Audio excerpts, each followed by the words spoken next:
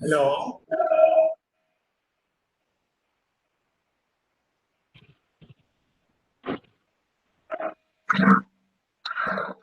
Hello. Hello, sir.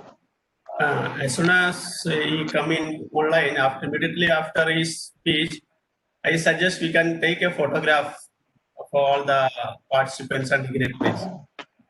Sure, sir. Yes, that would be Okay. great. Yeah, after his.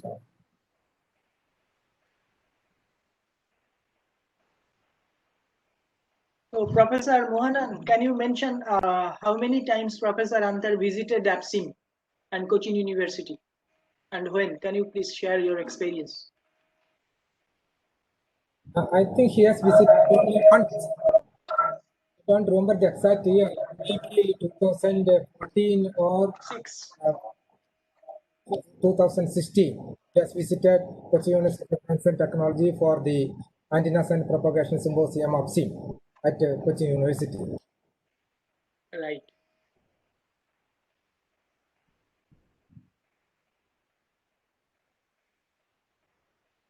We are having frequent contacts with Professor Andar. He is very nice and educated. I think in last version also Professor Antar was almost about to come. Everything was planned. I guess I remember that one. Yeah, he couldn't come. He couldn't come.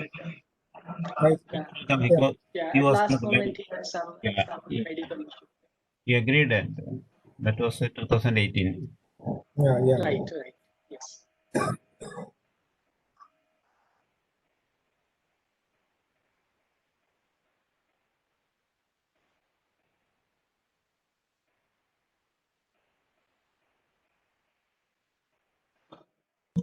Hello, sir.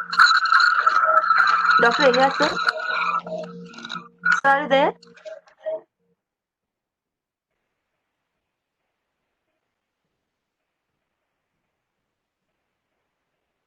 Hello, sir.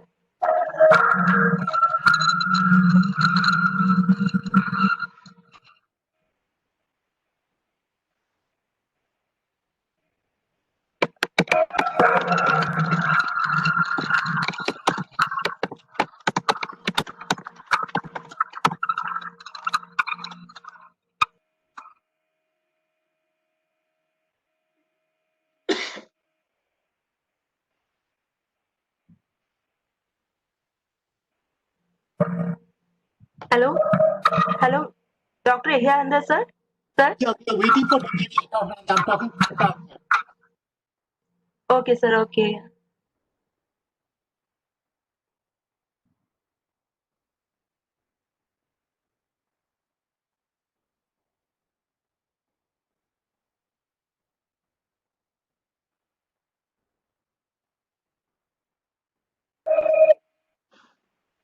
Oh, sorry, I asked Dr. Antar to log off and log in again to this meeting. So he's trying that. Okay. Yeah. Okay. I was actually calling. It is okay. Oh, I was talking to Dr. Antar then. Sorry, Chinmoy. Yes.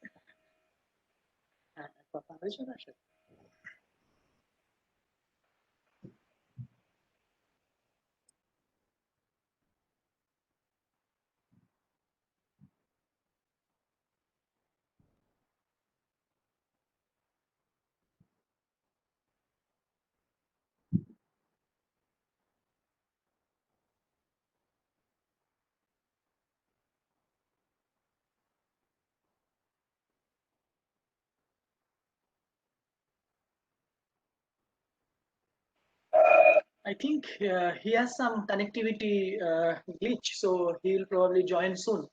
Sometimes this type of technical glitch pops up. I think by that time, Yeah, so I suggest maybe by that time the student volunteers are having different kind of queries.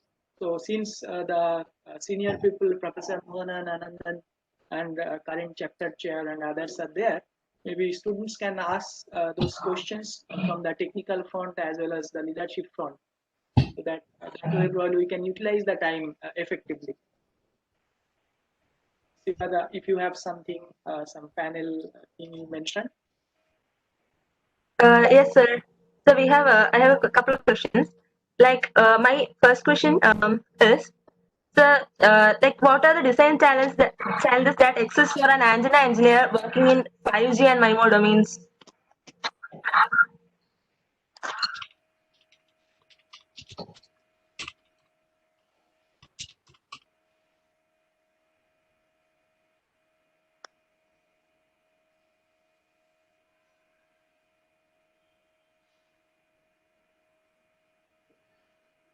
So anyone wants to take this question?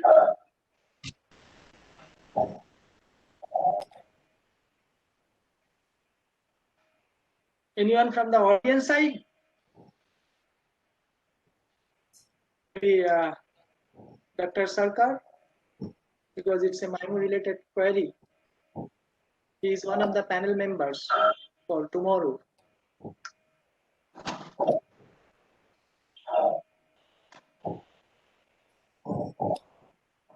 Can you hear me? Yes, sir. You're Yes. audible. Yeah. So I think you are trying to start the. So very good afternoon and good evening to everyone. So you are trying to start the panel discussion now. Just joking. So anyway, so the thing is, can you just elaborate a little bit on the question? I think Professor Antar has joined the meeting. Oh, yes, sir. I joined, sir. Yeah. So should we? I think we should not see allowed. that whether he's able to connect or not. Yeah. We'll raise this question again tomorrow, Just a and you have Yeah. have a detailed discussion on this, right? Again. Hello. Yes. Is he there now, Professor Antar? No, I think the site is not allowing him, Professor Antar, to join. Can the host kindly admit him? Readmit him again? Hello. Yeah, I think it Yes, is can you do something? his microphone and video, both symbols are not there, so he probably does not have the administrative privilege. Readmit him. Please readmit him. Yeah. Sir, he's already 1 second. Let me check. Yeah. But Zoom in WebEx, I don't think any waiting room or like that. Yes, Can sir. you There's no waiting room.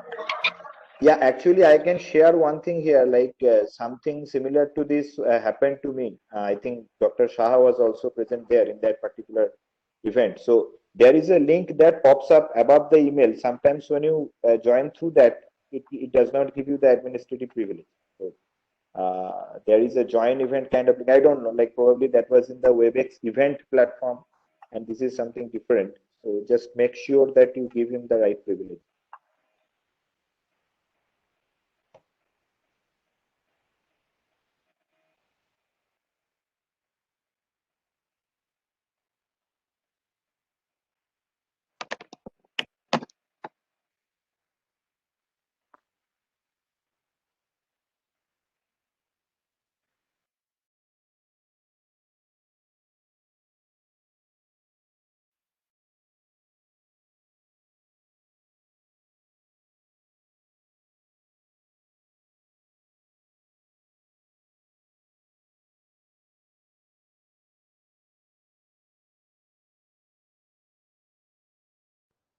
Sir, Dr. Yahya sir's name is seen here, but no camera Yeah. icon or something like that.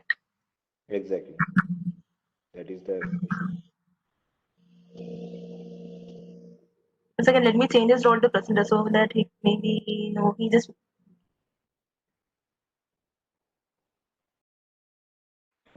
You can make him host if it helps. okay, sir. 1 second.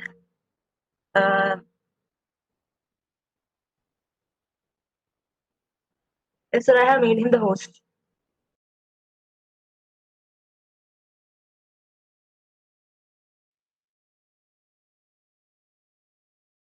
Yeah, but still that symbol is not there.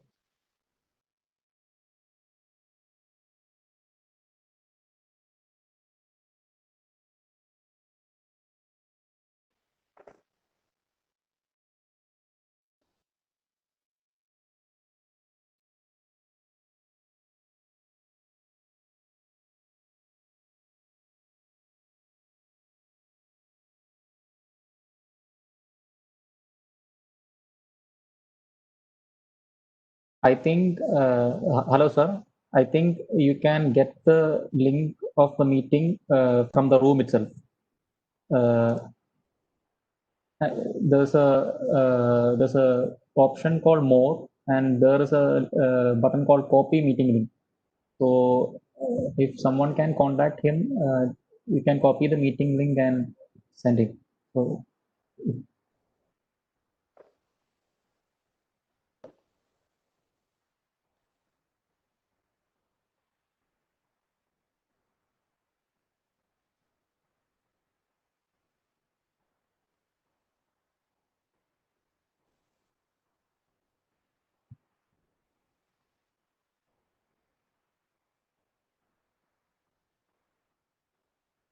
I was just curious to know, is there any call-in kind of link? Like he is probably from there, he can call or something and join Yes, sir. by. There's an option there. Like join Just from. Sir, I will paste that in the chat box so someone can. yes, hello. Yes, hello, sir. sir. Am I on? Yes, you are on. Yes, sir. Could you, Professor Antar is on the speaker phone. He would like to, he's having some connectivity issue and he would like to talk over the phone. I'm putting the phone on my microphone and Okay. public will be able to on. Yes, sir, you are there. Please go ahead. Good evening, everybody. Can you hear me? Hello, You are audible. Hello? is he audible? Can you hear? Yeah, he's audible. Yes, audible. Yes, sir, go ahead, please, sir. Perfectly audible. Please go ahead, sir. Good evening, everybody, and sorry for the problems I'm having. I don't know what's happening. I was up early trying to get things going. So, but anyway, I should start by saying I'm really honored and to be part of this event, and I really thank the organizers. For the chapter and Dr. Abdullah and everybody. And I salute all of this effort. It's a wonderful effort. And I see the number of participants and enthusiasts. It's really wonderful, and I'm really glad to be part of this process. And I look forward to more, activities.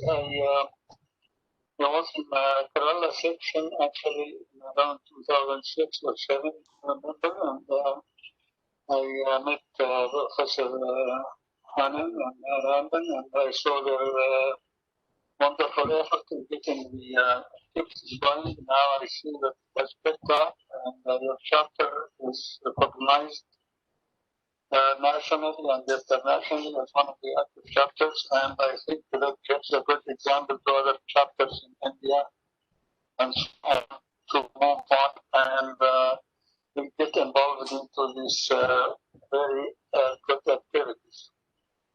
I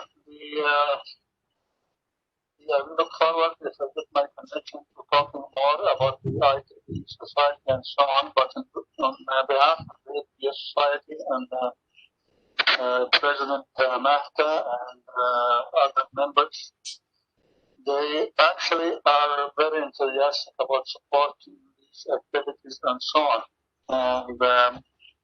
And you are giving an example to our chapters, and I think there will be more conferences and more activities in India, and I talked before about the other chapters in India.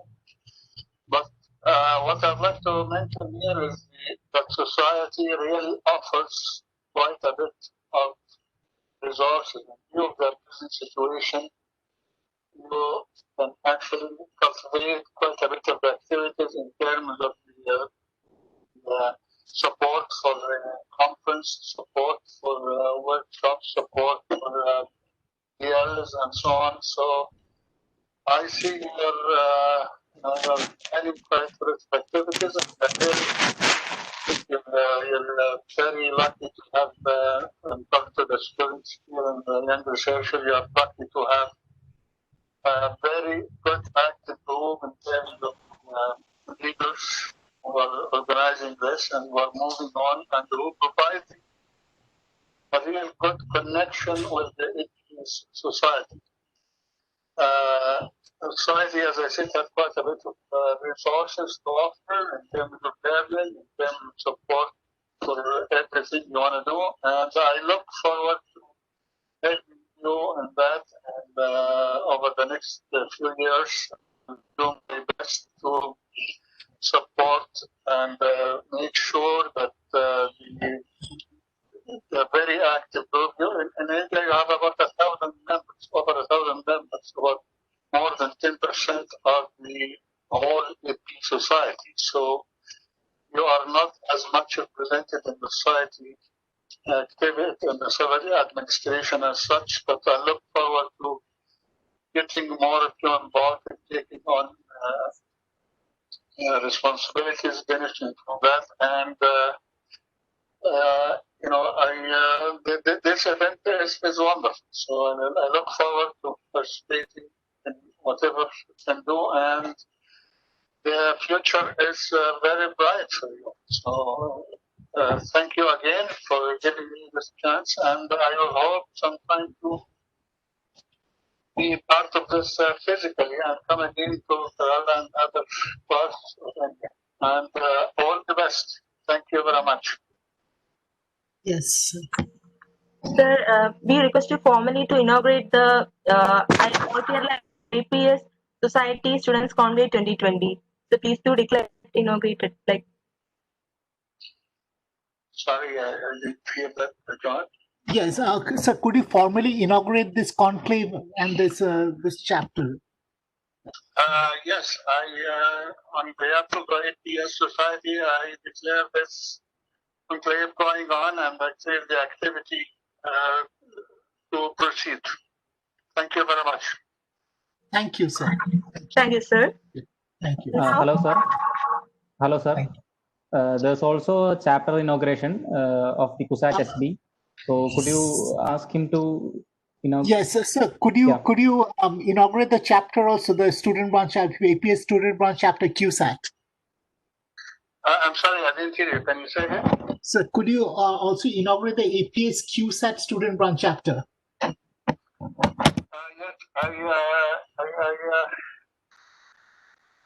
I declare that this inauguration is to go on. Okay, thank you. Okay, thank you, sir. Thank you. Thank you. Thank you, sir. Thank you. Thank you. Thank you, sir. Now, Thank you so much. Okay, thanks. Yes, sir. Yeah, sure, sir. I'll let them know. Thank you. Thank you, sir. Thank you, sir. Thanks. Bye. Thank you, sir. Hello. Thank you Yes. for- So that was the the talk from Professor Antar. Unfortunately, he couldn't join through proper connectivity, so I routed it through the phone. So he declares both the events open, and he said that he'd try to join maybe tomorrow, if it's okay with the organizer, and if the connectivity issue is solved. Yes, sure, sir. Again. Sure, Thank sir. you, That sir. will be appreciated. That Yes. represents for us. Thank you.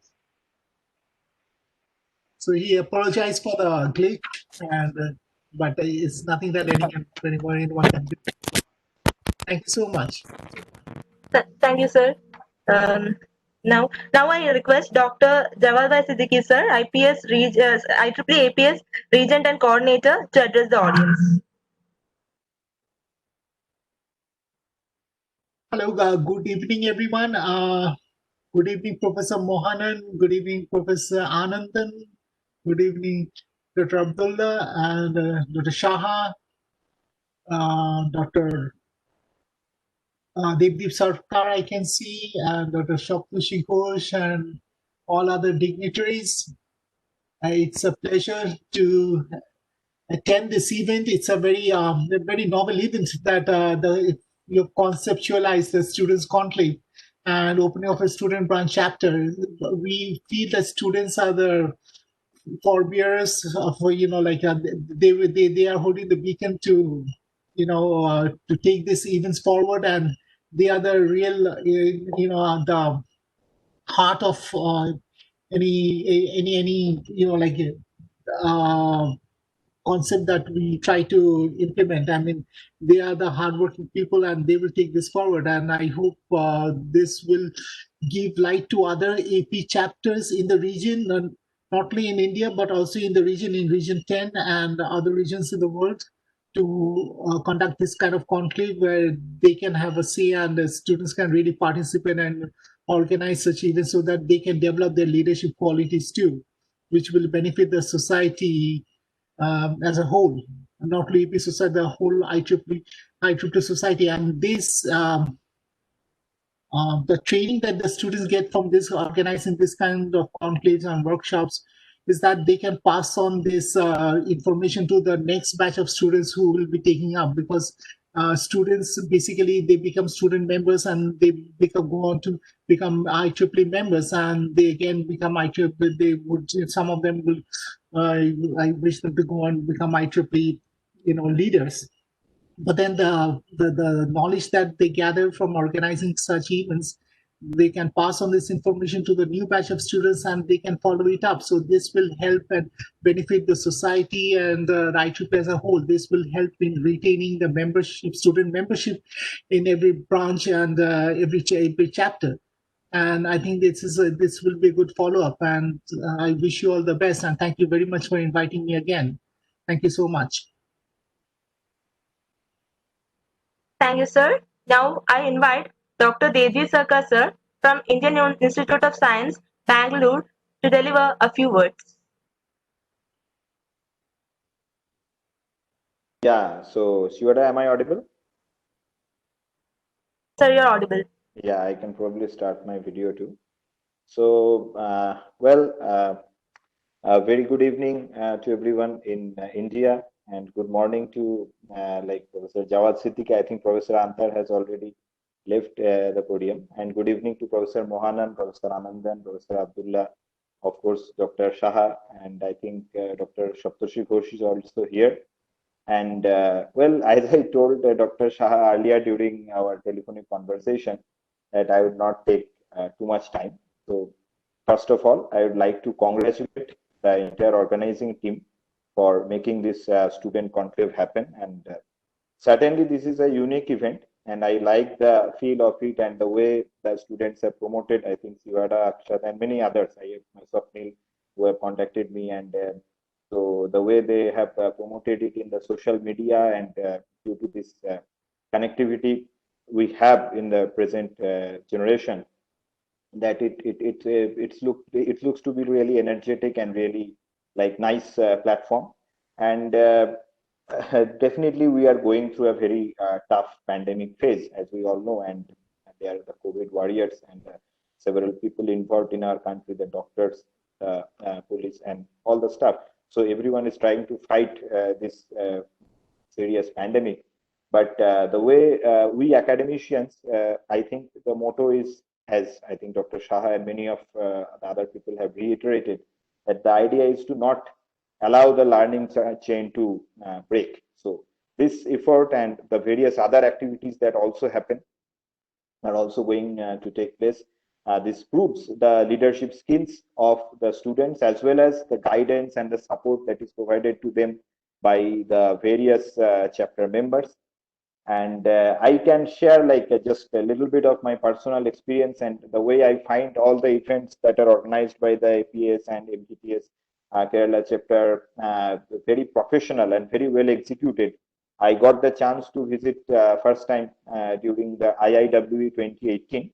And after that, this year itself, just before all the lockdown and all, I got the opportunity to visit Kerala once more in January, and I shared some of my research and just some of my experience in IST Trivandrum and GC Barton Hill. So it was a really amazing experience, and to interact with everyone and to see the amount of like enthusiasm they have to work as volunteers in this IEEE and to contribute to the society, that like makes me feel really happy. So I hope that with the talk today will be really helpful, and the events that are going to take place tomorrow and the day after tomorrow. I am personally part of the panel discussion, and I hope to like take the question that was raised today along with the other questions, everything tomorrow. And let's hope for the success of this conclave and many more other events to come. So thank you. Thank you, sir.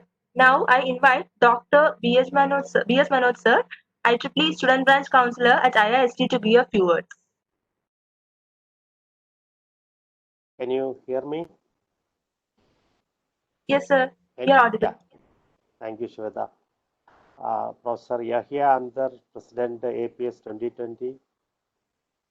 Professor Javed Siddiqui, IPS, APS, IEEE APS R10 Coordinator. Professor Saptarshi Ghosh, Professor Chinmay Shaha, my faculty colleague too. Professor Devdeep Sarkar, Professor Mohanan, Professor Anandan, Professor Nasimuddin, Professor Sandeep Shankar Roy. Very good evening to one and all. So this event, All Kerala APS Society Student Conclave 2020 is one of the unique and very interesting event. I'm glad to be here today just to say a few words here. Thank you, Professor Shaha and Shivada, for inviting me over here.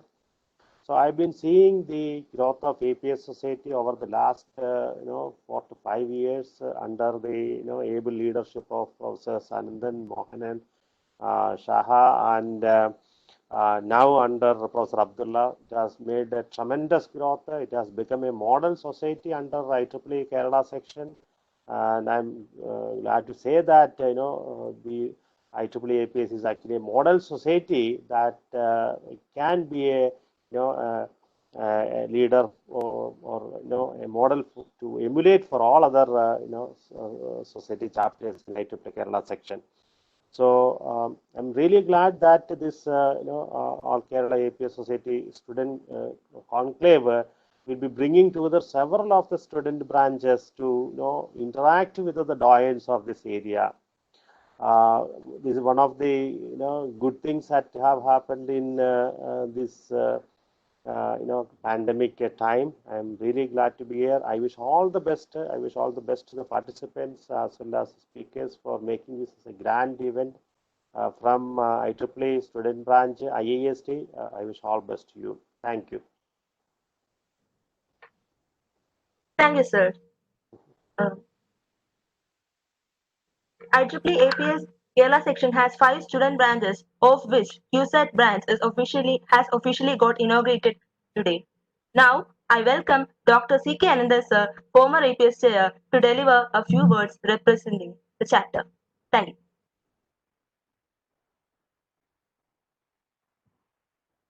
you. Hello, actually the counselor Dr. DP has some other engaged me to just talk a few words. Of course, IPS Kerala chapter is now I think 6 years old, going to the 7th year, and we have, as Dr. Chinmay has pointed out, we have already 5 student chapters, and we have already inaugurated this one here in Cochin University.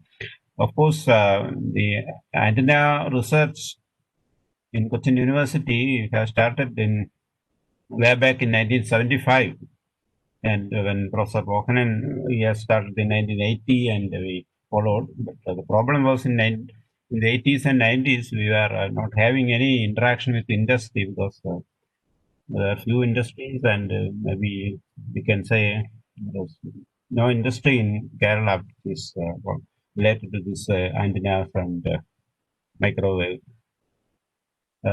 products. But nowadays we have contacts with many. But those who are interested in microwaves, those who are interested to see how the propagation is happening through a tube, waveguide. So there were students who are really interested, and all of them got very good positions, and our students are working in ISRO, DRDO, and many other labs abroad. So I think this new chapter, student society chapter, will give more enthusiasm and more energy to conduct more programs. and it will be beneficial to the students not only in this chapter and all over this state. As Professor Saha was mentioning, it should be decentralized. Means we have facilities in Cochin and Trivandrum, now in IIT Palakkad and many other places, and there should be some sharing of facilities. Of course, we can do. We are doing now, so it will be. And I, on behalf of all of us, I thank Professor Andar for inaugurating this student chapter here. And one more thing I just want to add is that we have the APSIM, Advanced and Propagation Symposium, which is biennial. And this December, it is 14 to 16. It's a virtual event. So the paper submission is still open. And I request many of you people to submit papers. And there can be papers from students, student paper contest also we can conduct, because we have this vibrant students, APS students. So we can have a student paper contest also. So please do submit papers to this APSIM 2020. So thank you very much. Thank you.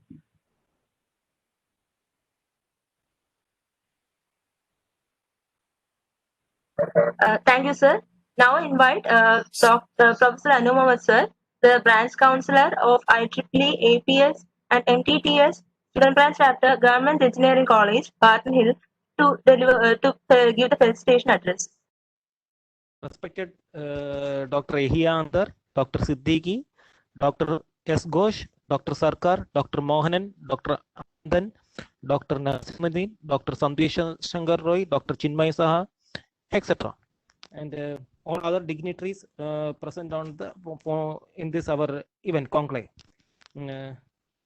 First of all, we got. I am actually proud to be an PMTT advisor of GEC Barton Hill, with only undergraduate students spanning around 17 MTTS members and almost 20 APS student members. All are undergraduates. I am very proud the way our students are doing. And since APS inception at IIST Valiamala Trivandrum, Barton Hill was regularly getting associated with them. I could remember with a few students, I went there for attending Sudhakar Rao sir's workshop on antenna, satellites, and payloads during 2016. And around 2018, because of the inspiration and the motivation and the urge for the students, for some of our students, we could start a branch start a society chapter at GEC Barton Hill, and we started formally around 2018. And since it is once after formally starting our chapter, we conducted many talks, and even we invited Anandan sir, Deepthi madam, Narasimha Sharma Nukra sir, Raghavan sir, and so many other people. And in fact, we conducted many industrial visits to IPRC for seeing their high altitude test facilities. Then for getting better understanding, we took the students for ham station visit to one of my friends called VU2 RGQ. So what I feel is that some drastic steps has to be taken. Unless other societies, I am not degrading them, but forced to say that those societies, they are getting better outreach, because it is very easy to conduct workshops if we are having some few say computers or Arduino kits or something of that sort. So we need to think of something to promote some workshops whereby the students, especially undergraduates, of course, the PG students, they will, but some sort of flavor should reach among the regarding with the various domains in RF circuits and domain wave, etc. needs to be very highly considered for because we need to but the future generation and focus them. With this, I am concluding. Thank you. Thank you, sir. As we can see, Professor Ehia Andar sir is back. So, sir, did you have any slides to present so that we can present it now? Sir? Hello? Yes, sir. Did you have any slides to present or something like that? I'm sorry, I didn't hear you. Can you say again? Yeah, Shivada. Yes, sir. Yes, Professor Anthony is back up, but probably he will again join in tomorrow for the panel discussion. Okay, sir. Okay. The presentation Fantastic. tomorrow. That would be great, sir. Thank you very much. It's a great news, sir. Of course, a great news. Thank you, sir. Okay, thank you. Thank you. So now I invite Dr. Krishna Kumar Kishore, sir, from he's a branch counselor of IEEE APS, faculty advisor, Ahalya School of Engineering and Technology, Palakkad.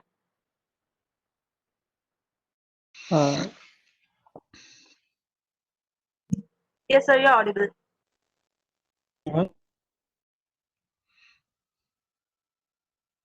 Even see especially my co welcome Professor Yanta from Rotary College. A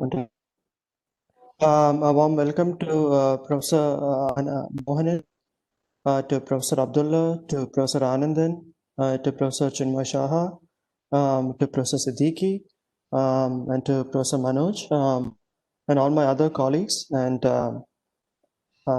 all other APS members that who are gathered here. And a warm welcome particularly to the students and the backbone of the APS society. First of all, I think I'll congratulate the students for organizing such a conclave.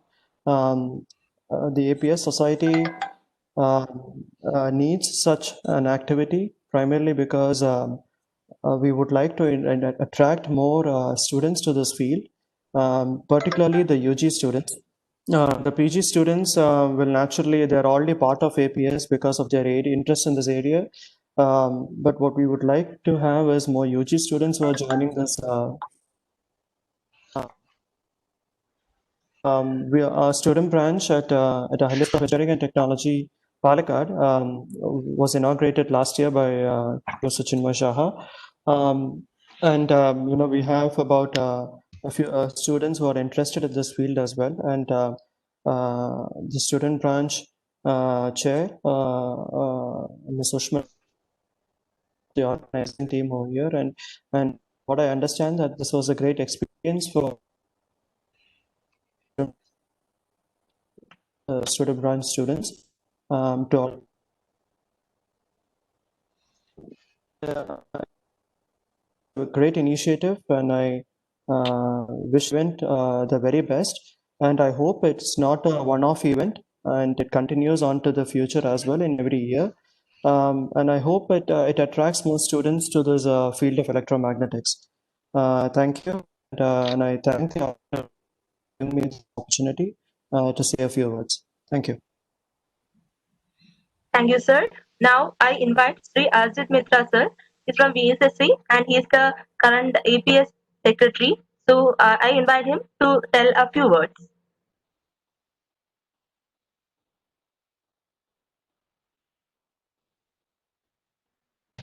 Thank you, Sivada. Am I audible? Yes, sir, you're audible. Yeah. First of all, I'd like to congratulate all the student branch chapters the way they put together this event, and it's the first event of this kind, and also in a virtual mode. I know the kind of efforts they have put in the background to set up such an event. As already mentioned earlier, also due to this pandemic, we could not have any real events. But this virtual events and all actually we have organized because the technology is already advanced to such levels, be it this wireless technology or the other internet platform and other things. So it is like our previous people who have just taken this technology to that level. With that, we could overcome the barriers and other restrictions that this pandemic has put us. So it's also a responsibility to not stop there and take this technology ahead and equip us with more advanced tools so that in the future also we can face face all other challenges that we may face. So, like this, this APS Kerala is we are always with a motto that we can reach out to the students at a very early level, including this UG level itself. And as you can see today also, most of the members we are having are all UG only, but they are doing a brilliant job. So I'm sure there's already a number of events in the pipeline, and I request all of you to be with us for future events. And I also extend my gratitude to all the scholars who have decided, who have taken their time to grace this event with their presence. Thank you all. Thank you once again to the student volunteers for organizing such a beautiful event. Thank you, sir. Now I welcome Sri Edwin Wilson for vote of thanks.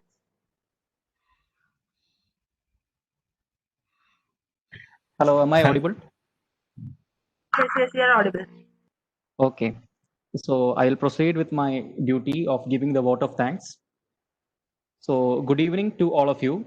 As we come to the end of the inaugural ceremony of the first edition of the All Kerala APS Students Conclave, and as we witness the birth of a platform for aspiring antenna engineers of the IEEE APS community to collaborate and build together, on behalf of IEEE APS Kerala Section Chapter and the IEEE APS student community, it gives me immense pleasure to deliver the vote of thanks to this August gathering here.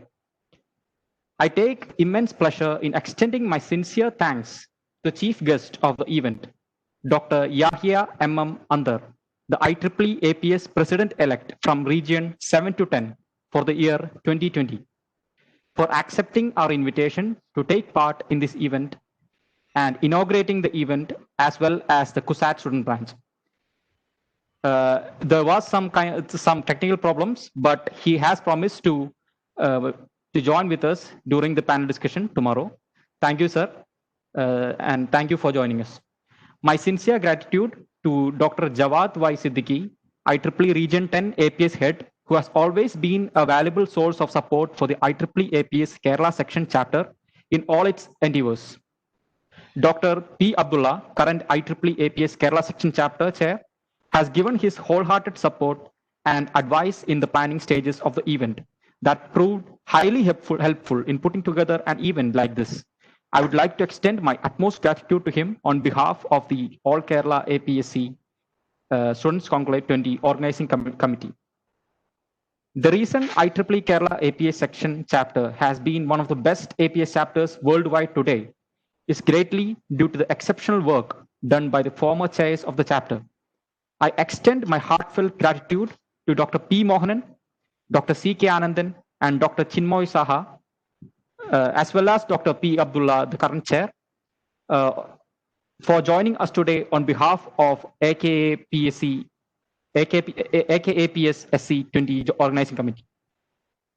I am also very happy to extend my sincere gratitude to the SB councillors, Dr. Deepti Das Krishna and Dr. B.S. Manoj. Dr. Deepti Das Krishna had to leave midway because she had another appointment, and Dr. B.S. Manoj and APS SB chapter faculty advisors, Dr. Anu Mohammed, Dr. Krishna Kumar Kishore, and Dr. Asmin. Dr. Asmin also had to, was not able to speak because of some network issues.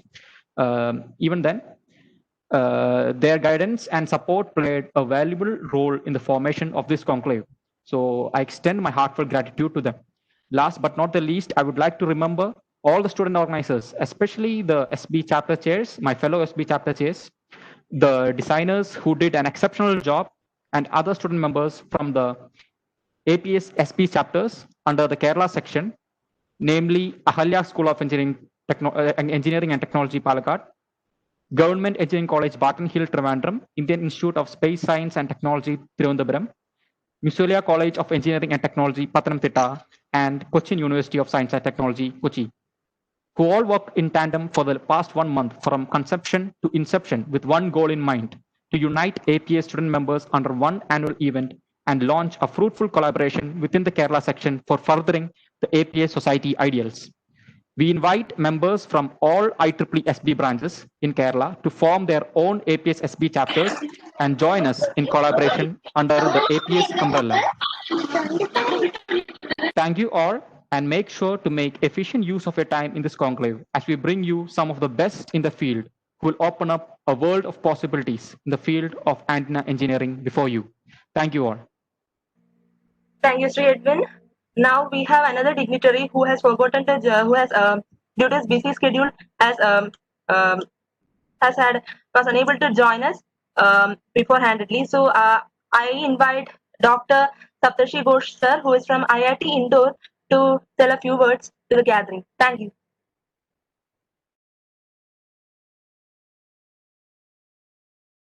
Good evening, Siddhartha. Am I audible? Yes, sir, you're audible. Thank you. I hope everything. Thanks. Good evening, Professor Antar. I could be the President of 2020. All of the respected professors, Dr. Javed sir, Chinmay sir, Dr. Mohan sir, Dr. Raghavan sir, Dr. Anand, Dr. Abdullah, other dignitaries, office bearers, and beloved students. I offer my sincere gratitude and respect to everyone. It is a really great privilege to see the kickstart of the All Kerala IEEE APS Students Conclave that has been organized by the IEEE APS Student Branch Chapter, Kerala section.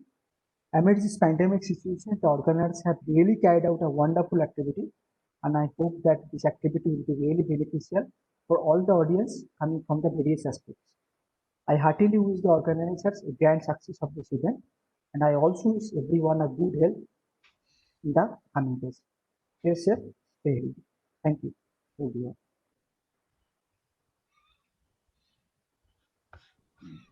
Thank you from my side, Siddhartha. I hope that can start.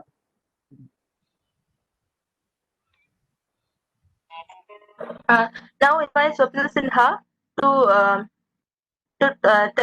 introduce the speaker of the next event. Thank you.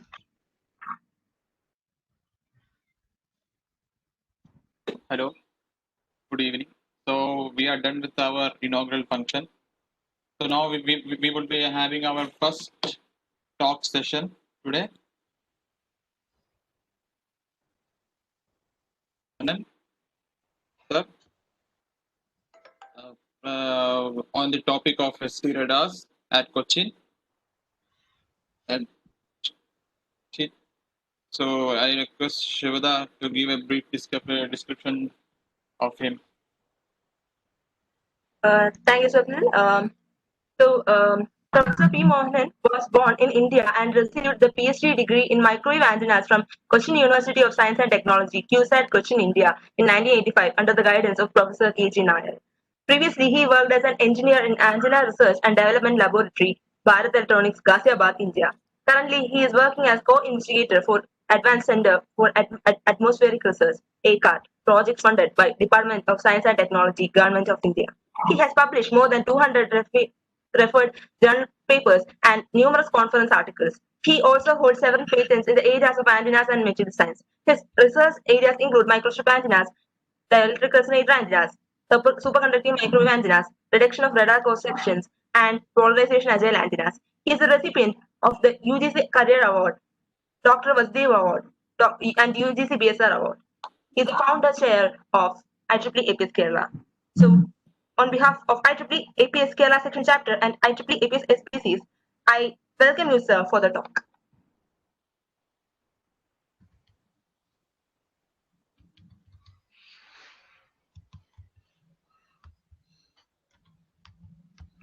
Sir, your mic is mute. Sir, your mic is mute.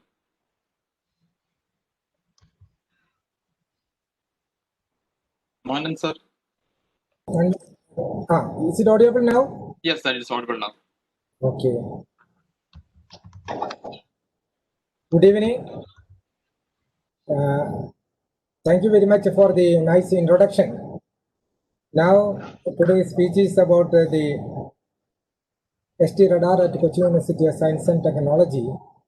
First of all, I wish to acknowledge our team members. Since it is already late, I am not reading all the names.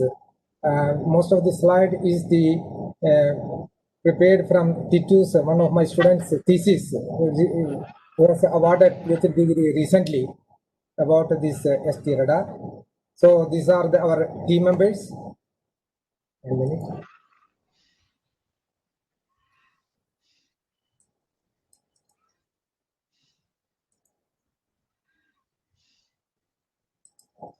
Okay, so these are our team members. Okay, now what is a wind profile radar? A wind profile radar is an instrument used to measure the wind velocity automatically and continuously with very good accuracy in all atmospheric conditions. So here, unlike the other radars, there may be a definite target is there. For example, a ship or aircraft may be there. But here, we are getting the target from feeble echoes from the turbulence in the clear atmosphere using Doppler principle. So this is a Doppler. Basically, this is a Doppler radar. So the applications, these are the different applications. There are so many applications we are using the wind profile radar. Now we are sending an electromagnetic pulse in the atmosphere, that is the clear sky, and the detection of backscattered signal from the refractive index or inhomogeneities in the atmosphere in the clear air. The scattering targets are temperature and humidity fluctuations produced by the turbulent eddies. So here we are having a phase radar. Usually we will take 5 beams. Using these 5 beams, we detect the signals and we calculate the different wind velocities in 3 dimensions, x-axis, y-axis, and z. Usually we will call it UVW velocities.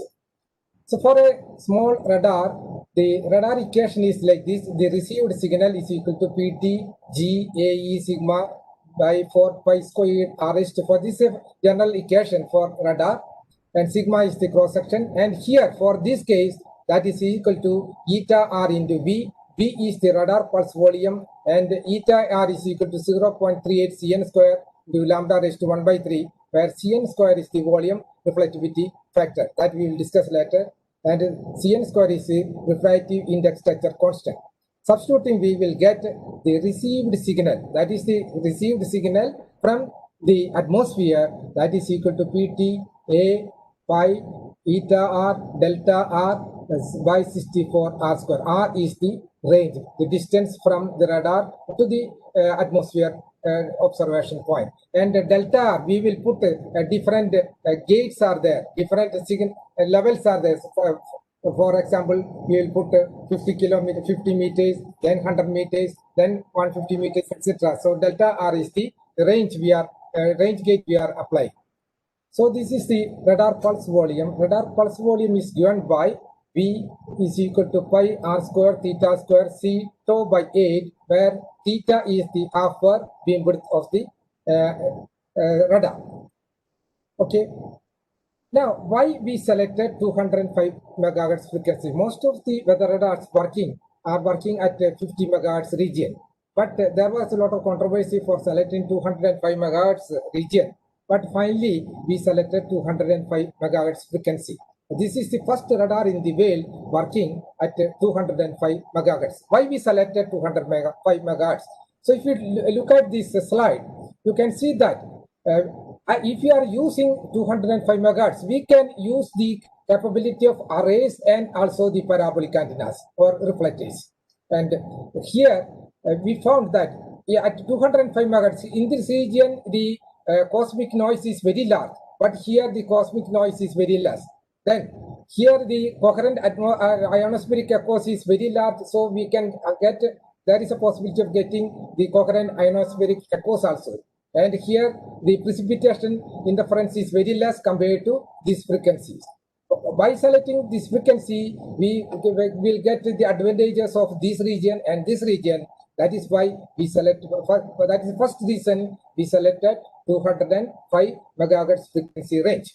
Then look at this one. Here, if you are taking a 205 megahertz range for the lower and upper or minimum and maximum, the sky brightness temperature is very low. It is starting from 400 Kelvin to 2000 or 4000 Kelvin. But if you are using 50 hertz, it is very large. It starts from 10,000 degree Kelvin to the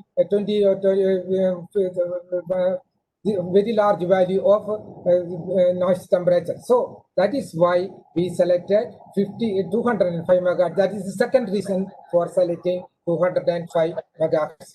Then the next one is, if you take the power aperture product, or if you select 205 megahertz, the power aperture product for getting a range of 20 to 25 kilometer is equal to 10⁹. If you are selecting 50 megahertz, it may be very large.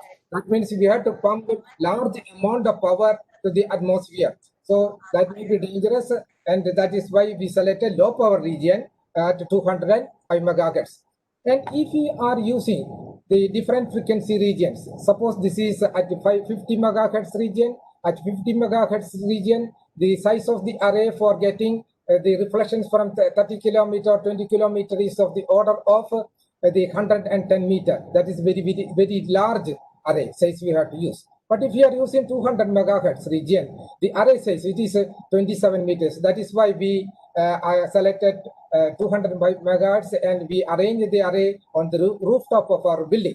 And if you are using still higher frequency, you can see that the diameter may be less. But if you are using low frequency, then we will get more range, more height range. But if you are using the 205 megahertz, the lower, we will get more lower range also. So we will start from 300 meters to 25 to 27 kilometers. Range is also possible if you are selecting 205 megahertz.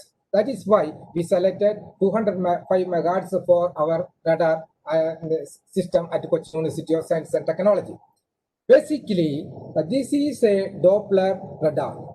Doppler frequency, all of you are familiar. The Doppler frequency is equal to minus 2 into VR by lambda. VR is the radial velocity of the target, what we are measuring, and the Doppler measurement of velocity is based on Doppler shift. So if you take a 50 megahertz wavelength, 50 megahertz frequency, the wavelength is 6 meter, and the corresponding Doppler shift is of the order of 3.34 hertz. But for 200 megahertz, the Doppler shift may be 13.3 hertz. Then if you are using 449 megahertz, the Doppler shift may be 29.9 hertz. So this is in between these two, and we are getting very large, the Doppler shift also 13.3 hertz if you are using 200 megahertz. So because of all these reasons, we selected 200 megahertz frequency range for our radar system.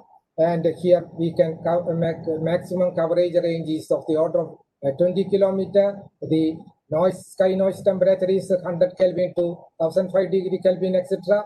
And a Doppler shift for a velocity of 10 meter per second is equal to 24 hertz. Here it is very low, and here it may be very large, because the physical size of the array is 32 meter only. Then atmospheric attenuation is somewhat high here, even though it is less compared to the higher frequencies. So because the only problem is, if you are using 200 megahertz, the range is we can cover up to the stratosphere and troposphere. If you are using 50 megahertz, we can get the range up to the mesosphere also. So these are the different antenna type you are using. If you are using 50 megahertz Yagi antenna, here also Yagi antenna. Here we are using coaxial type of the collinear antennas, microstrip patch antennas, etc. Here 27 meter only. Then the half power beamwidth is 3 degree, and peak power we are using only 3 kilowatt. You can see the peak power using for 50 megahertz is 2,500 kilowatt. That's very large. And but here the range coverage is 1 to 25 kilometer. But in our case, we are getting 315 meters to 20 kilometers. That is also very good. Because of all these reasons, we selected 205 megahertz for our operation, and it is successfully completed also. So these are the different types of radars working in the world. This is the Mu radar at Japan, middle and upper atmosphere radar at Japan. This is the radar at Indonesia. This is the Marsi radar at Norway. This is the MST radar at Gadangi, Tirupati. Then the Mu radar is working. Mu radar is working at nearly 50 megahertz, that is 46.5 megahertz, and it was installed in 1985 475 elements are there. They are using two cross polarizations are using, and the diameter of the array is 110 meter, and 1 megawatt peak power they are using. This is for the MST radar at Gadangi.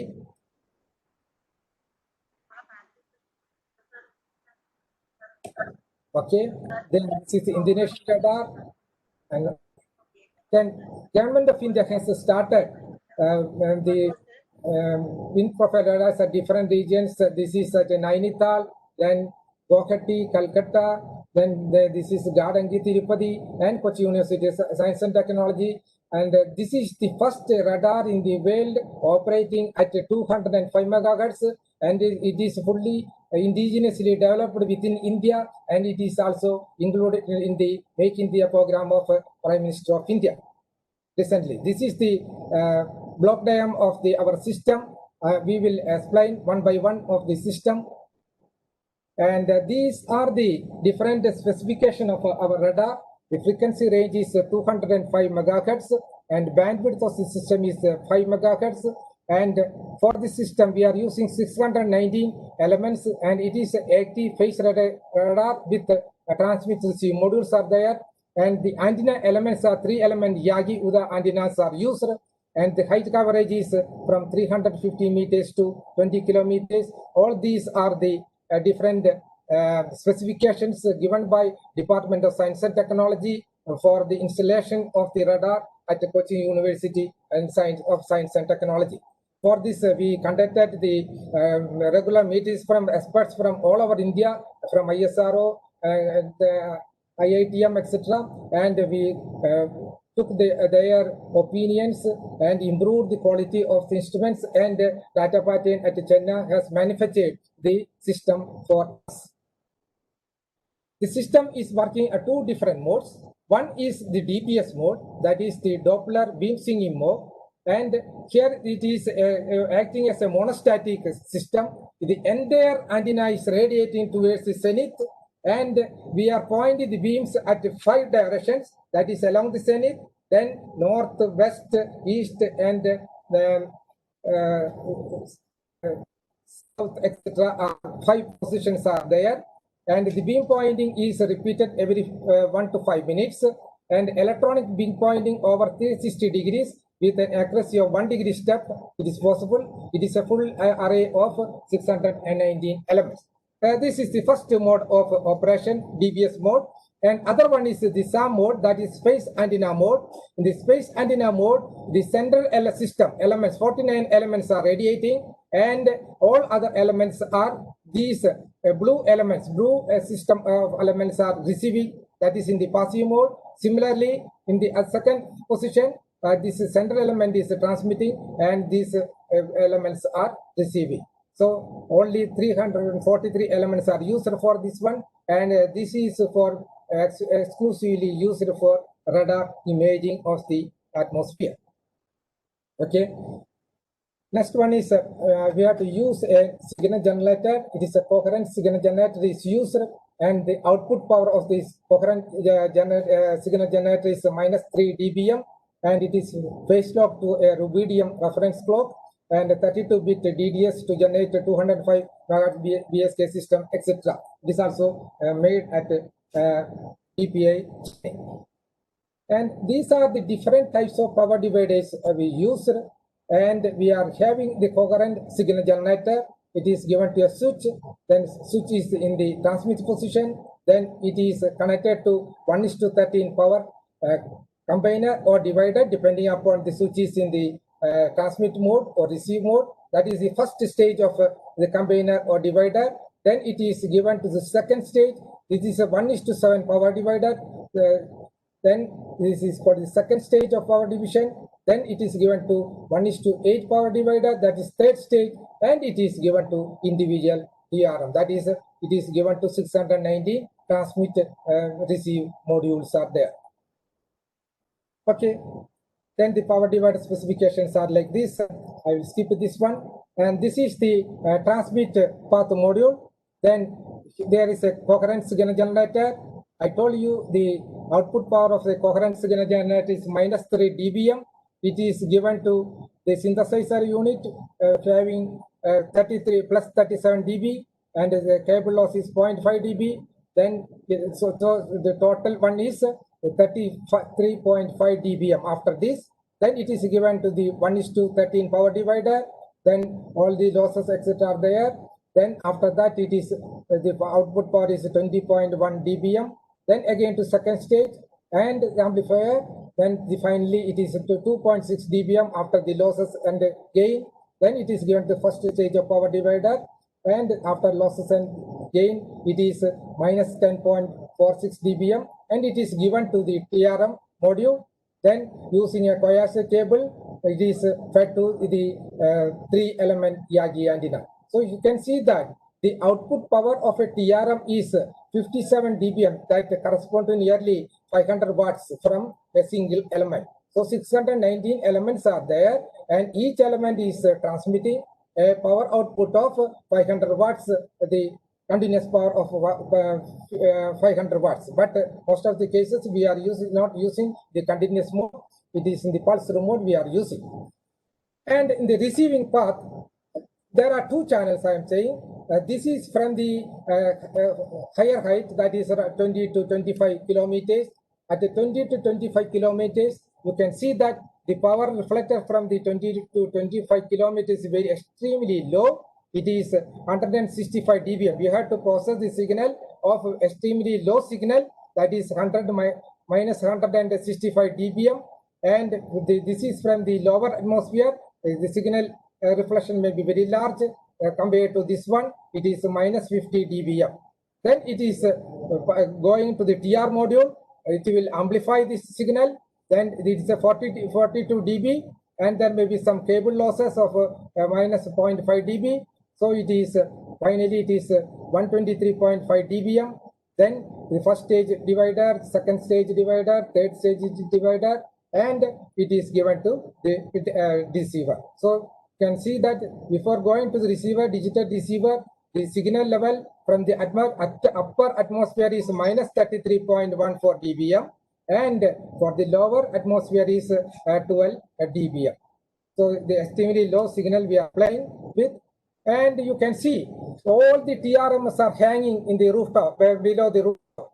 So all these are the transmit receive modules, and from this we are giving the cable, and it is going the terrace through a gate tube, and it is fed to the antennas.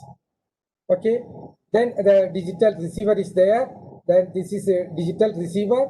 It is a 16-bit ADC with 800 megahertz sampling rate. Full scale input is 2.5 volt, and external clock is 880 megahertz trigger and synchronization input are there. Then signal processing, different signal processings are done to the signal. And for this, so since this is an antennas and propagation meeting, I will explain more about the antenna arrays. And here we are using Yagi Uda antenna is used, and we have optimized the Yagi Uda antenna by simulation result, and we measured the performance of the antenna, and finally designed the antenna arrays. So this is a single dipole antenna. If you take a single dipole antenna, it is the radiation pattern is found to be omnidirectional. So here, if you take the cross section of this one, it is circular in nature. There is no preferred direction along this plane, but it is a directional along this plane. That is why it is called omnidirectional radiation pattern. And if you put a reflector, if the reflector is nearly 0.25 lambda, then you can see that the dipole is radiating and the signal moving along this direction, the forward direction, and there may be a signal in the backward direction also. Since it is a 0.25 lambda, that is lambda by 4, the path traveled by the ray is lambda by 4, and again it is reaching after reflection from the reflector, the path length is lambda by 4, so the total path difference is lambda by 2, and because of the reflection there is a 180-degree path difference is there. So the total path difference is lambda. So that is the condition for constructive interference, and we will get more directional pattern in this case. And if you put one more director here, again it is focused, and we'll get more directional pattern compared to this one. So here we are using only 3 elements, this element is excited, these two elements are passive in nature. So we simulated the 3-element Yagi antenna, and we found that the gain of the antenna is nearly 7 dBi, and front to back ratio is minus 17 dB, and the VSWR of the system is 1:1 in the operating band. So these are the parameters after optimization by simulation. The dipole length is lambda by 2. This is the standard one. Then this is the optimized one, 0.438 lambda. Director length, reflector length, spacing between them, and spacing between dipole and reflector, etc. are like this. And since this is an unbalanced system, we use a balloon also. And because there may be a current is flowing through this one because of the skin effect and proximity effect, the current, this is the dipole is a balanced one, but the coaxial cable is unbalanced one, and there may be unbalanced outer current may be flowing through this one. That will not balance the system. That will increase the reflectivity of the system. The VSWR may be very high. So we use a balloon also, and this is the coaxial type of balloon is used. Lambda by 4 balloon is used for our system. And the frequency of operation is 205 megahertz, and the simulator E-plane radiation beamwidth is 65 degree, and H-plane is 115 degree, and front to back ratio is 18 dB, and VSWR system is found to be 1.2 dB, and we measured the gain, and the measured gain is found to be 8.8 dB. This is the single antenna structure we used. This is the bow used, and then all the elements are placed vertically on the rooftop, and we made we studied the bow structure also later. I will explain that one later. And this is the VSWR system. The VSWR return loss is found to be at 202 megahertz. It is 22.94, and gain is 7.1. Then here also 25 minus 30, and the gain is also found to be nearly 7 dB. This is the measured gain of the system. Similarly, the radiation pattern, the beam width 62 degree, nearly 62 degree in the different frequency band, and this is the 118 degree in the other plane. So we measured all the parameters of the antenna, and here the Cochin, the monsoon is very large, and we have to conduct the wind and the rain test of the antenna. We conduct the rain test at the different intervals. This is we are conducting a rain test of a single antenna with the balloon, and we measured the VSWR at different time intervals: 15 minutes, 30 minutes, 45 minutes, 16 minutes.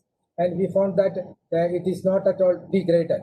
And finally, we dipped the entire system in water for 2 or 3 days, and again we measured the VSWR system and found to be almost equal to this one. This confirms that the system can withstand heavy rainfall at Kochi.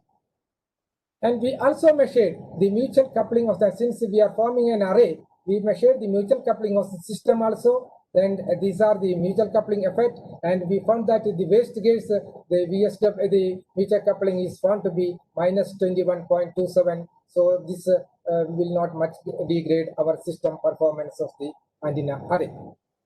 And here you can see that these are the different parameters that affect the atmospheric turbidity, temperature, pressure, humidity, turbulence, etc.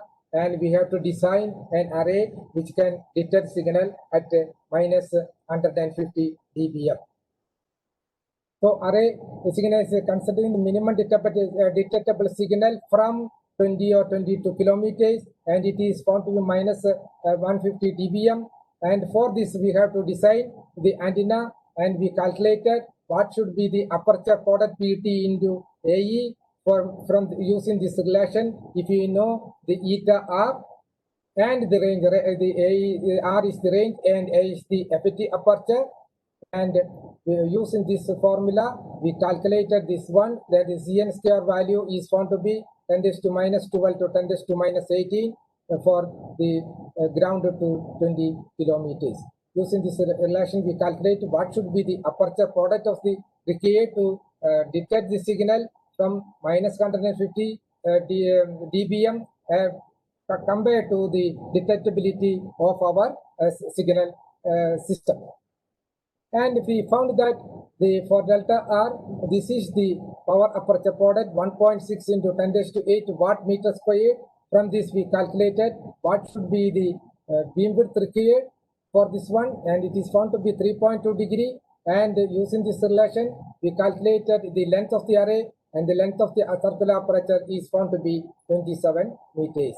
So in this way, we arranged the elements on the rooftop, and we selected a circular array because d by lambda is equal to 1 by 1 plus sine theta. If you know that if you are constructing an array and if the inner element spacing is more than lambda, what will happen is it will produce the grating lobes. So if grating lobes are formed, then it will direct the beams in different directions. We want to concentrate the energy along the zenith. But if grating lobes are coming, it will deliver power in different direction. That is a wastage of energy. So we want to avoid the grating lobe, and we have to scan the beam from minus 30 to plus 30 along the vertical elevation plane.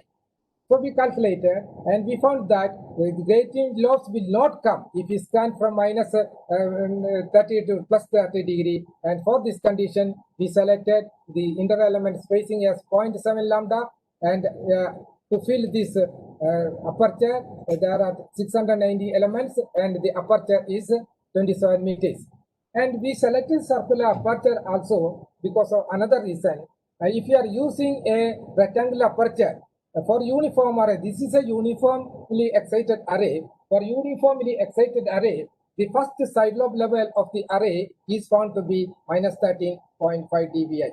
But if you are using a circular aperture, it is not a rectangular aperture. If you are using a circular aperture, fortunately, the side lobe level for this case is found to be 17 or to 18 dB. So that is why we selected a circular aperture. And for 690 element array, we simulated the beam, and the 3 dB beam width of the 369 element array is found to be 3.2 degree, and first side lobe level is found to be minus 17.7 dB, and gain of the antenna is found to be 35 dB, and the front to back ratio is greater than 30 dB, and we selected inter element spacing as 0.7 lambda, and we simulated using the CST Microwave Studio. This is the two-dimensional radiation pattern of the array. You can see the beam width is of the order of 3.2 degree. The frequency is 2.5 megahertz, and these are the things. Side lobe level is minus 70.7 dB. Then we studied what should be the beam broadening. In the case of an array, if the array is scanning, usually it will broaden the beam of the system. And we studied the beam broadening of the array. And this is also simulated one. And we found to be the beam width is 3.2 degree if it is looking towards the zenith, and 15 degree of zenith, and azimuth is 0, 90, 180 degree, 270 degree, etc. These are the beam width 3.3 to 3.3 degree. Then it is scanned to 30 degree. Then you can see that the beam width has changed from 3.2 to 3.7 degree, and side lobe level is minus 17.7 to 17.1 degree. The side lobe level is very low. This is the fashion we arrange the antennas. We arrange the antennas like in the circular array grid.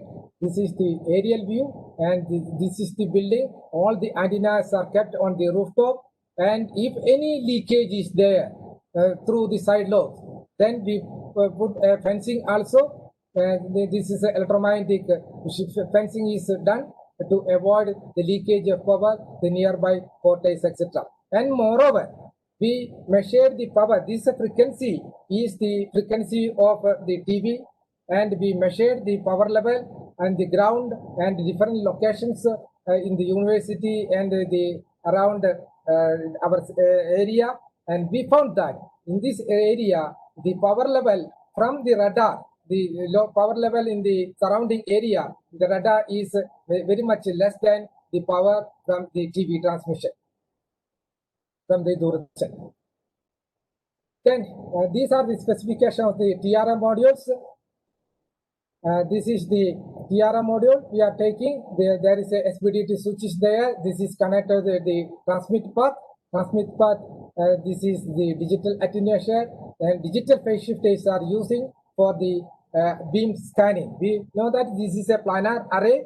In the case of a planar array, by simply changing the phase of the inter element spacing, that is usually called the alpha, by simply changing the phase shift between the elements, we can scan the beam. So we are using, it's not a analog phase shifter. Here we are using a 6-bit digital phase shifters are used. Then this is the amplifier. Then it is past band pass filter, pre-driver amplifier, and again it is transmitted through 690 antennas. That is the transmit path. Then for the TRM, we have conducted different tests. This is the test. The output power test is conducted, and we found that this is the providing a power of 58.11 dB. These are the output power at the different input power levels. We conducted the measurements for different frequencies and different input power levels, whether it is saturating or not, etc.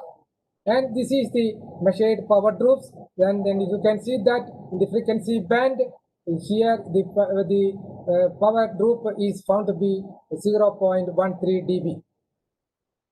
And we conducted the harmonic testing also, and we found that the first harmonic is, the second harmonic is 31.22, and third harmonic is 59.34. Here the second harmonic is somewhat higher side, and we put a filter also to avoid this second harmonics. And this is the pulse rise time. Rise time is found to be in the 58 nanoseconds. Similarly, the pulse, the fall time also, it is below 80 nanoseconds. And the 1 dB compression point also we measured, and this is the measurement result, and the gain is dropped by 1 dB, and this is also meeting our specification. And the transmit gain testing, phase shift variation, noise figure test has also been conducted. This is the receive path. This is going the other way. From here it is receiving, and the limiter, SPDT switch, etc., and it is going to the receiver. Then we measured the gain of the receiver. The measured receiver gain is 43.42 dB. So this is the setup used to measure the gain of the system. Okay.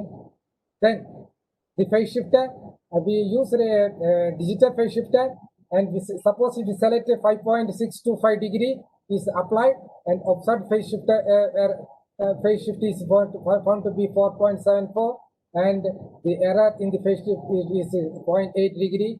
Similarly, we calculated the RMS phase error, and RMS phase here is found to be 1.1 degree at 205 megahertz.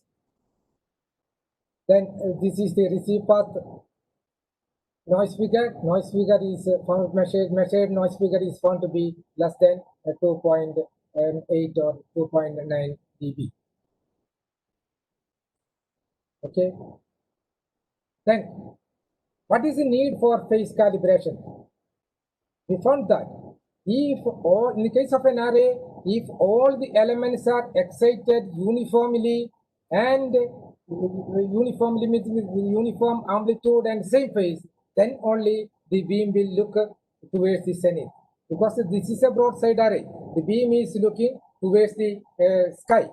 So if all the elements are excited with the same amplitude and same phase, then it will look towards the zenith.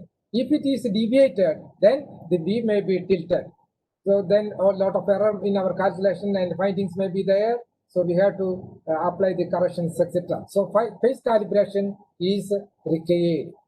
So that will give the beam pointing accuracy and system transmit validation, pattern validation, all these etc. are depending on the phase of the system.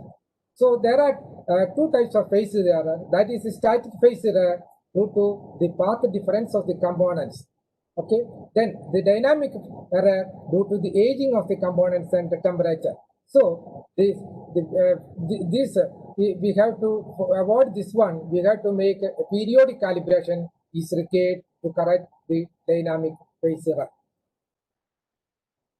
So we are using 619 phase shifters are used here, and we measure the phases of each element. I will show how you are measure the phase difference also. Then if all are excited in phase, we'll get a very sharp beam like this one. Now, this is the case of measurements. So here in the screen, you can see the Doppler frequency with the received signal strength. Then this is the Doppler spectra. You can see that if the all elements are calibrated, then phase calibrated, then we'll get a clear echo like this one. But here the transmit phase is random. You can see that the signal level is different.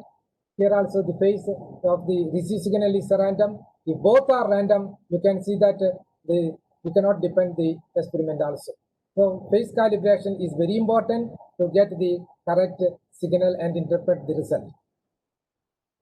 For the calibration of the phase, we are using a current probe at exact location for all the antennas, same location for all the antennas, and we measure the phase using a network analyzer for the transmit case and receive mode. This is the current probe used. This is the magnetic type of current probe used to measure the phase. So that is the main hurdle to measure the phase of the 619 elements.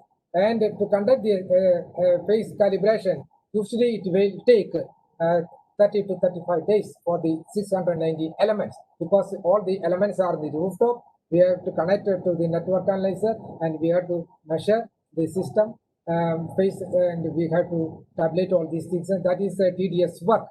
Now we are planning to conduct the automatic phase calibration. For that purpose, we put a few antennas on the outside of the radiating elements, and from this we are planning to calculate the phase difference using USRP, and we recently measured that one, and it is working properly, and recently we communicated a paper using the USRP for phase calibration. And this is the method used for fixing the current probe.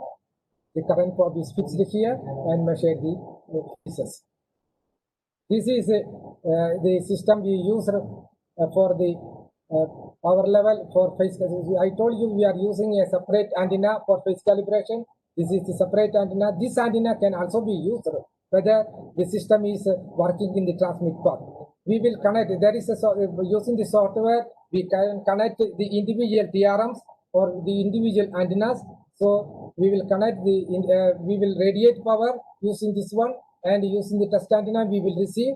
Then if suppose this antenna is connected and this is connected, if there is any problem in this antenna or in this circuit, it will not give any power. Similarly, if there is a problem here, it will not give any power. Like that, we can monitor whether any system is or any antenna is not working or not working. So this is for the transmit and receive module setting. In the case of receive path, we will transmit from here and we will individually connect these elements, and whether the path the circuit is completed or not. Monitor the circuit is completed or monitor. And for this antenna, this is a very huge antenna. It is very difficult to measure the radiation pattern of such antenna. So we measured the radiation pattern, not the full radiation pattern.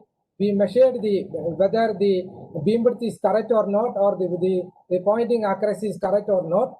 So we aligned the antenna towards the star called Virgo, and we measured with respect to time. We measured the received signal from the Virgo, and Virgo is along the both side direction of the antenna.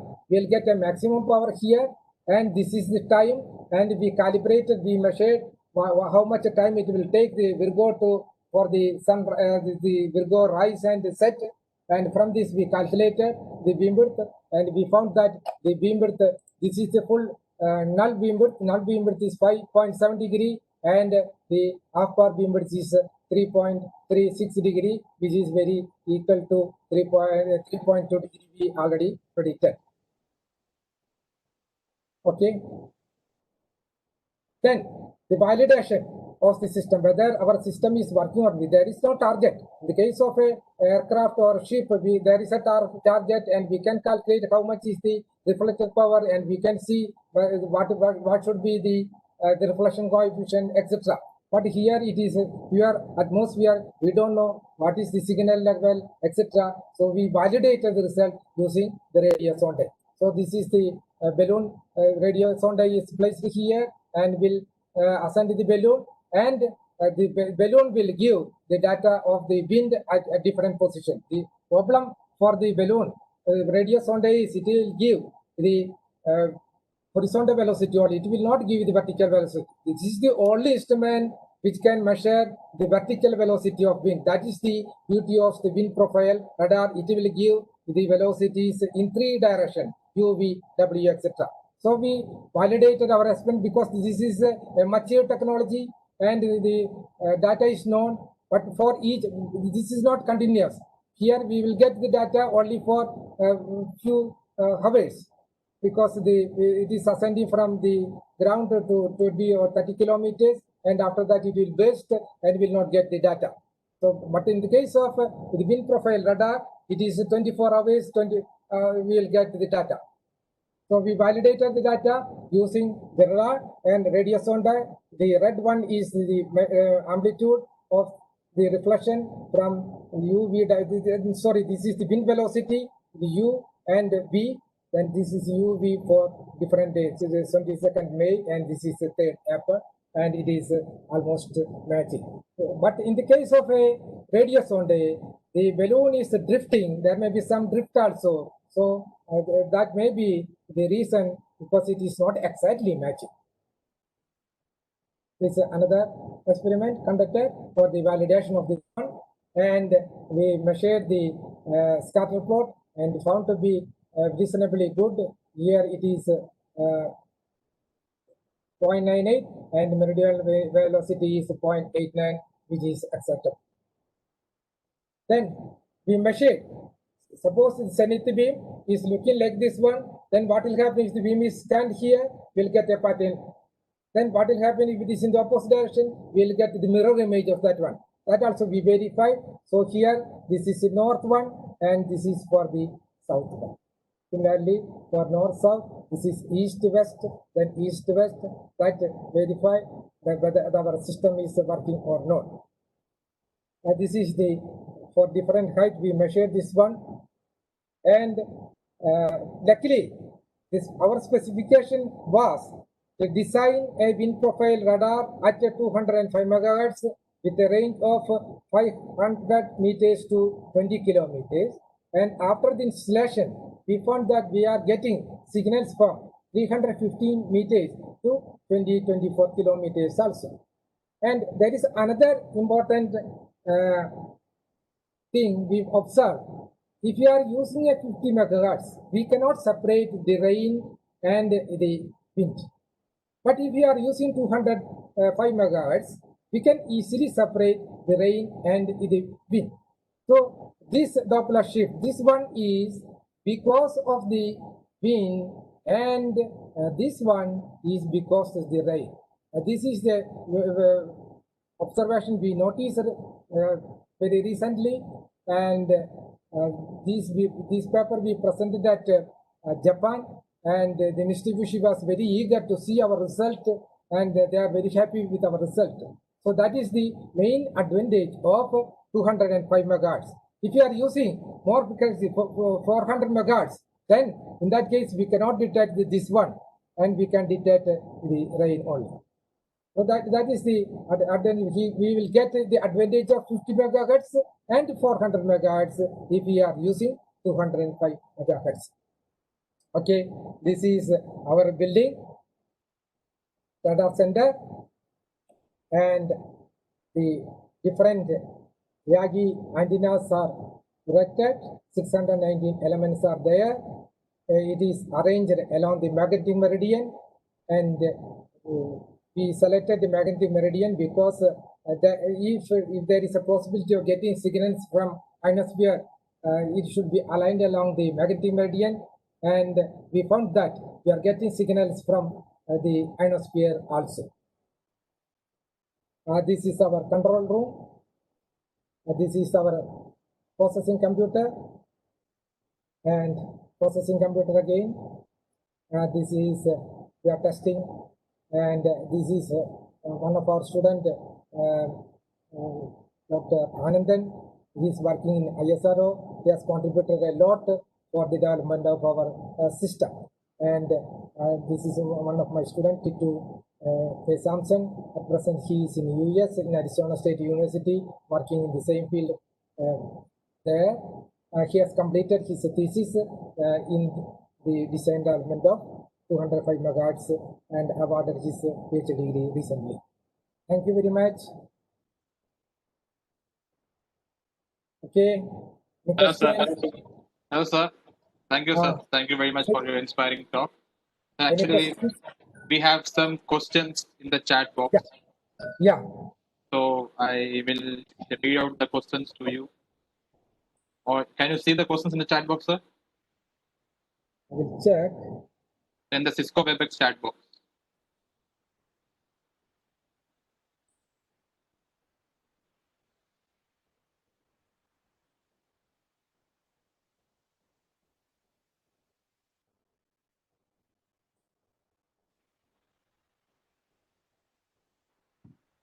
Yeah. Sir, so which modulation is used in this radar? That's one of the questions which has been asked by the. So can you see the chat box? Yeah. Yes, sir. A few questions which had been asked by our participants. So I wish you could answer those questions. And if any participant has any question, they can open their mic and. Any study we conducted on the biological effect of radiation from ST radar at Pusan, especially on humans? Can you please elaborate? I already explained this one because we already measured the the signal at different parts of in the university and Kalamasheri and Kakinada, etc. And we found that the signal level is very much less than the signal from the 206 megahertz radio station. And we have not studied any biological effect directly since it is less than the TV radiation. And moreover, this is a non-ionized radiation. The human hazard may be less. That is our observation. That is the only thing I can say about this question.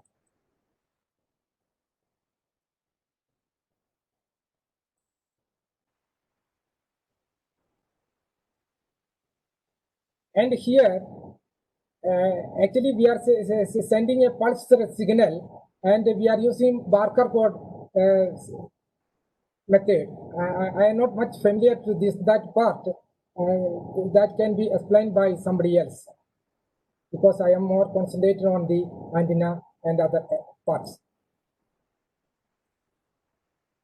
The next one is, what is the reason to use Yagi-Uda antenna? Why not the parabolic antenna? Yeah. The main problem if you are using a parabolic antenna is the gain of an antenna is equal to 4 pi a by lambda square. And for this frequency, the antenna size may be very large if you are using a parabolic antenna. That is the first thing. And second thing is, if a parabolic antenna is used, is something wrong, then the entire system will not work. But if you are using an array of antennas, we will get a signal if some of the elements are not working also. We also found that if around 40 or 48 TRMs are not working in some cases, and also in that case also we received enough signal from our radar system.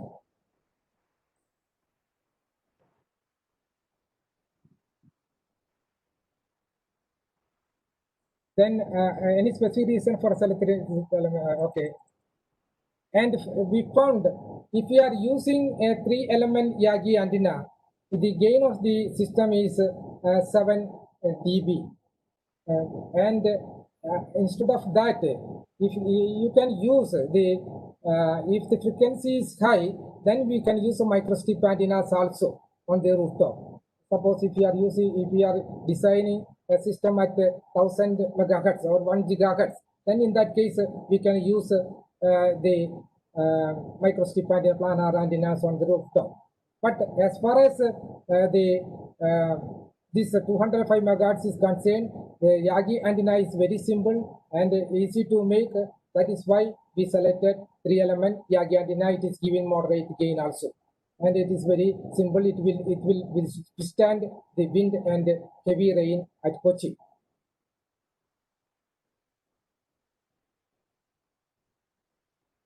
Hello, sir. Can you Yeah. answer? I am answering the question. Reason you chose the hexagonal arrangement of 7 antennas?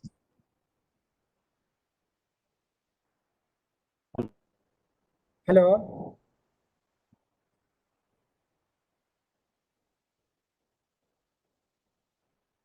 Hello. Are you getting? Yes, sir. Yes, sir. I can hear you. Yeah, we found that if you are selecting a circular geometry, then the side lobe level in this case is found to be minus 18 dB. If the side lobe level is more, then there may be more radiation towards the nearby quarters and other buildings, etc. at the university. To avoid this one, we selected circular geometry so that the side lobe level is minus 70 dB. And if you are using a circular, the hexagonal geometry, it is almost symmetric in this case, and we'll get almost symmetrical arrangement. That is why use the hexagonal geometry, and it is 0.7 lambda. Okay.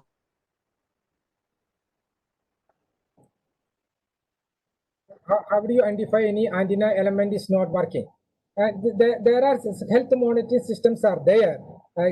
Especially we will use the reflection from each element, and the reflected power is measured, and we calculate the reflection coefficient from each element is there. And if one antenna is not working, then it will give very high reflection coefficient, and it will automatically show on the radar screen whether that element is not working or not. That way we will verify whether it is working or not. Thank you, sir, for answering our questions. Does any of the participants have any questions? Now the chat has been kept open for you, so you can unmute your mic and ask questions to Yes, Professor Mohanan, sir. Professor Mohanan, this is Jawad Siddiqui. Yeah. Thank you very much, sir, for your fantastic presentation. Thank you, sir. I've also with the 53 megahertz ST radar in Calcutta University. I know.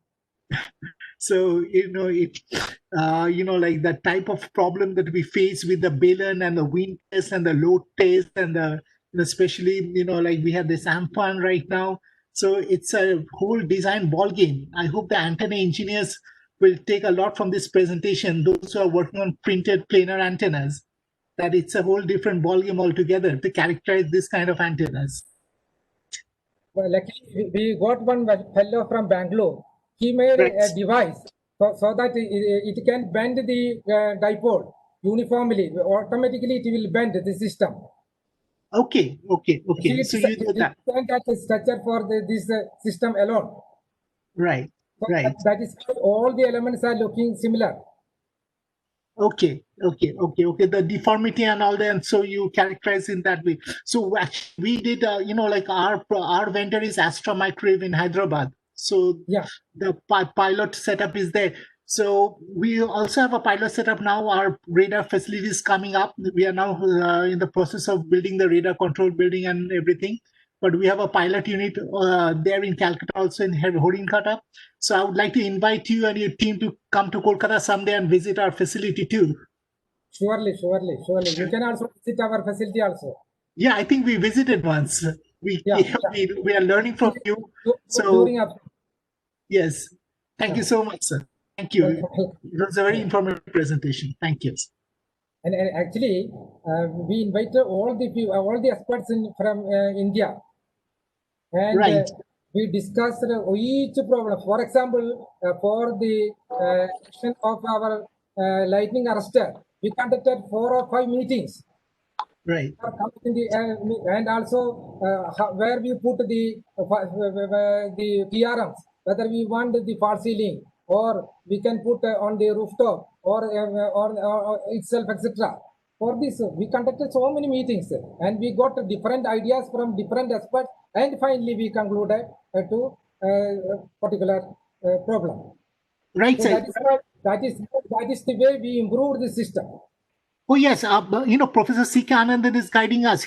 Committee, he's in the technical committee of the ST in Kolkata.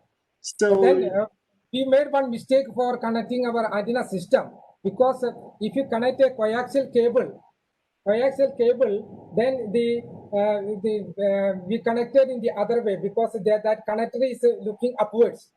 So if the connector is looking upwards, there is a chance of entering water into the system. Right. So then we identified this problem. Before that, they cut all the cables and made the connections also. Right. So now it's very difficult to connect. So small things will matter a lot in the design of the system. So it is difficult to design complete the project in the university atmosphere. But luckily, all our university authorities, staff, and people actually supported us. Right, sir. Yes, we are learning a lot from Professor C.K. Anandan too, because he's in the committee, and we are doing lots of. Recently we changed the baleen and we use RTD, composite to stop water seepage in the baleen, because that was affecting the reflection coefficient, and that was so this is a learning phase. So it's good to know that your system is functioning, and it's functioning so well. So hopefully we'll learn a lot from your system, and hopefully our system will be commissioned probably in March 2021. So I'm really looking forward to that. Thank you. Thank you, sir. Thank you. Thank you for Professor Mohanan for the wonderful talk. It has been my privilege to interact with you for quite a time. And this is at this, at this particular age that you are having now. So the amount of enthusiasm and the amount of leadership that you have shown is simply unparalleled. You have contributed immensely on printed antennas, even on metamaterial antennas and other things. So you are really an example and role model for youngsters and many people coming forward. So I don't have any technical question to you, just I have a query. So this is a very high valued project, right? The one that you are established, and the one Professor Siddiqui and his team is also establishing at Horinkata under Calcutta University. So my query is it requires a huge budget and huge infrastructures. So how, who is the main sponsor, who manage the running cost? Because establishment cost and all, I understand probably DST and university supported, but how do you manage the rest of the proceedings? So that is the main problem we are facing. The electricity bill itself is of the order of 1.5 lakhs per month. Right. So DST will support only completion for 5 years or 7 years maximum. Then after that, who will look after the center? Then we approached the university, and the university was not willing to, because it is a huge budget. It is very difficult for a state university to look after the child. Luckily, the IMD, Ministry of Earth Science, gave a 5 years project to us, and at present we are we are working under MOES. We don't know after 5 years what will happen to this center. Right. Is there any way, like some of the VLSI fabrication labs, they are extending the facility to the customers or to the people who wants to have the fab done? So, is there any way like this facility can also be self-sustained in terms of running cost by sharing data and some other kind of thing in that way? Have you thought in that direction? Yeah, because the Navy, airport, and ISRO all are interested for this data. And if you want, you can also utilize our data for different calculations. We are getting signals from ionosphere also. And after commissioning this one, we collaborated with GMRT also. It is possible using this antenna and the GMRT antenna, we can study atmospheric the radio astronomy also. That is the another outcome from this project. There are so many scopes are there. Definitely. Yeah, probably. Some more thought and brainstorming. The main advantage is the cooperation from the university staff, and we got a very good team also. That is why we completed the project in time. Excellent presentation. And yeah, we are always thankful to have a leader like you, Kerala. Thank you very much, sir. As a suggestion, can we chipping in between? Can we take a photograph of the participants? I don't know, all are there or not. How can we take a photograph? Organizers, please look into it. Sir. Please, all of you turn on your webcam.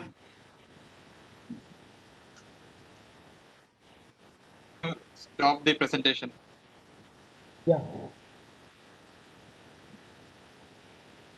All of you turn on. I request everyone to switch on their cameras so we can have a group photo for day one.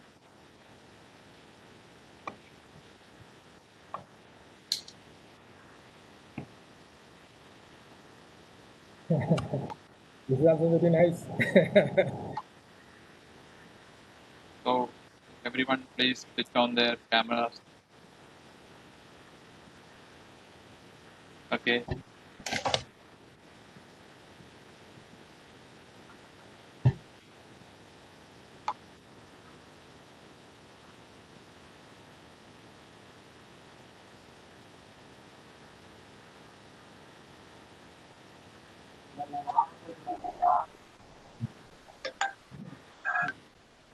Okay, thank you. Thank you, everyone. So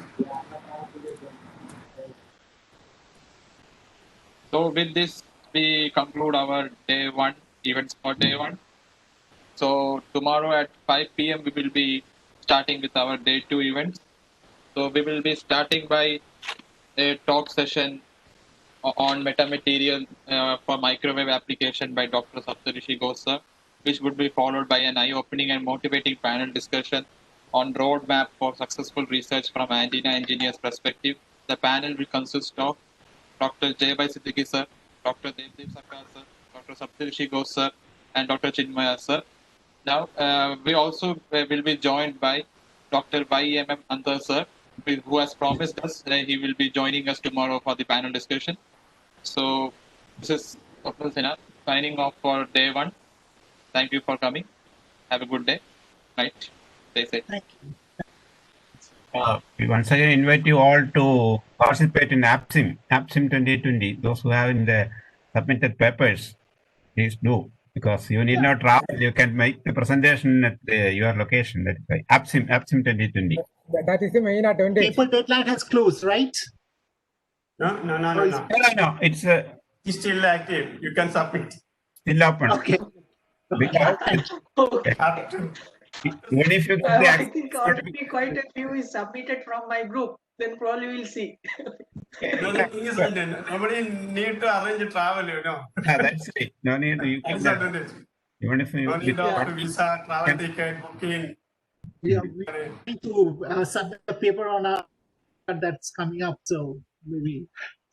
Yeah, sure. Yeah, thank you. Thank you so much. Okay. Good night. Okay, good night. Good night. Good night. Thank you. Thank you. Thank you for coming. Bye. Thank you. Thank you for coming. Thanks. Bye. Dr. Abdullah. Good day. Good night. Yeah, yeah. Bye.